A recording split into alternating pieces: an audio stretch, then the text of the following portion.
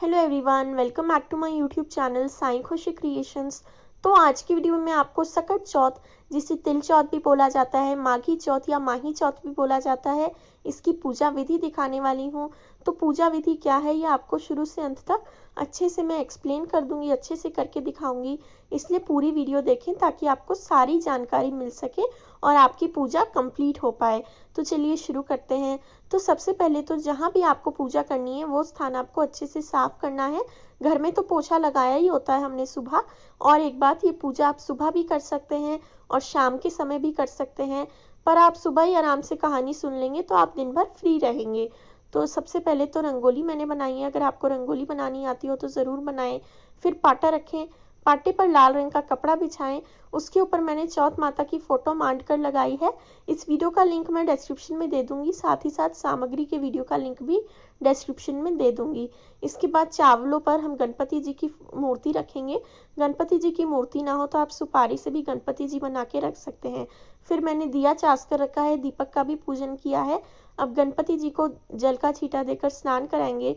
फिर रोली अर्पित करेंगे, चावल अर्पित करेंगे। फिर मोली पर मैं इत्र लगाकर वस्त्र रूपी मोली अर्पित कर रही हूँ। गणपति जी को धूप चढ़ाएंगे। इसके बाद जो भी फूल मिल जाए आपको वो फूल आप गणपति जी को चढ़ाएं। कई लोग सिर्फ गणपति जी की पूजा भी करते हैं, तो गणपति जी की पूजा ही करें।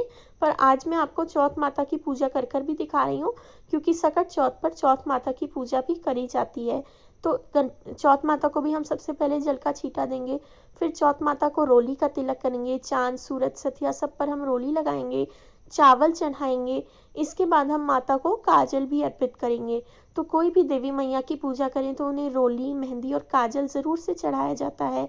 तो रोली की टिक्की हमने दी, फिर काजल लगाएंगे और अब हम माता के हाथों पैरों पर मेहंदी भी अर्पित करेंगे।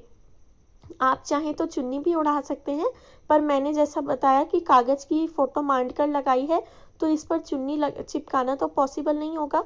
इसलिए हम माता को मेहंदी लगाकर वस्त्र रूपी मोली अर्पित करेंगे। तो मोली पर इत्र लगाकर, क्योंकि बाद में फ़ोटो पर इत्र लगाना पॉसिबल नहीं होगा, इसलिए मैं मोली पर लगाकर लगा रही हूँ इत्र। तो जो हम मोली है वो हम मेहंदी की सहायता से चिपकाएंगे। तो कागज़ के दोनों तरफ मेहंदी लगाकर उस पर आप मोली चिपका दें। तो माता को हमने वस्त्र चढ़ाए हैं।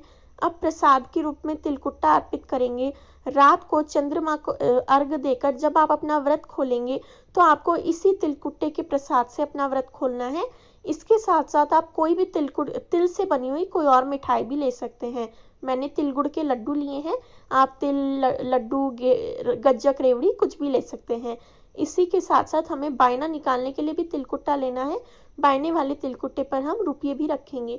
अपनी इच्छा के हिसाब से आप 50 से लेकर जितने भी रुपये रखना चाहें रख सकते हैं। भगवान को जल का भोग भी अर्पित करेंगे। और अब एक और लोटा लेकर उस पर आपको 13 टिक्की रोली की लगानी है। तो 13 टिक्की हम रोली की लगाएंगे। अगर आपके यहाँ 13 नहीं लगाई जाती हो तो आप 4 भी लगा सकते हैं। इसके बाद हम हमारे लोटे पर स्वस्तिक भी बनाएंगे और अब हम माता को फूल चढ़ाएंगे। तो जो भी फूल आपको मिल रहे हो वो फूल आप अर्पित कर सकते हैं। धूप दीप चास कर रखा हुआ है। तो इस प्रकार से आपको जय चौथ माता बोलते हुए माता को फूल चढ़ाने हैं। इसके बाद आप चाहें तो श्रृंगार का सामान भी चढ़ा सकते हैं।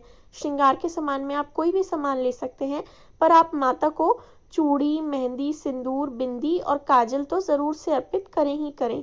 उसके अलावा आप कुछ करना चाहें तो कर सकते हैं, वरना कोई प्रॉब्लम नहीं है। पर चूड़ी, बिंदी, सिंदूर, मेहंदी और काजल या फिर चुनरी तो ज़रूर से आपको लेनी है। इसके बाद हाथ में थोड़ा सा तिलकुट्टा लेकर आपको तिल चौथ की कहानी सुननी है। और तिल चौथ की कहानी सुनने के बाद या पढ़ने के बाद आपको गणेश जी की कहानी सुननी या पढ़नी है। उसके बाद जो तिलकुट है वो आपको एक अलग कटोरी में निकाल कर रख लेना है। रात को जब आप चंद्रमा को अर्घ देंगे तो यही तिलकुट से आपको अर्घ देना है। तो इस प्रकार से आपको सकट चौथ की पूजा करनी है। इसके बाद आपको बायना निकाल कर देना है। तो बायना निकालने का वीडियो भी आपको अलग से मिल जाएगा, ताकि आप डिटेल मैनर में समझ पाएँ कि आपको सकट चौथ पर बायना किस प्रकार से निकालना है। तो अगर वीडियो अच्छा लगा हो तो वीडियो को लाइक करें। मेरे चैनल साईं खुशी क्रिएशंस को ज़रूर से सब्सक्राइब करें। आप मुझे इंस्टाग्राम और फेसबुक पे भी फॉलो कर सकते हैं, लिंक डिस्क्रिप्शन में है। इसके अलावा अगर कोई भी और क्वेश्चन हो तो आप कमेंट बॉक्स में पूछ सकते हैं। Thank you very much for watching. Please like, share, subscribe.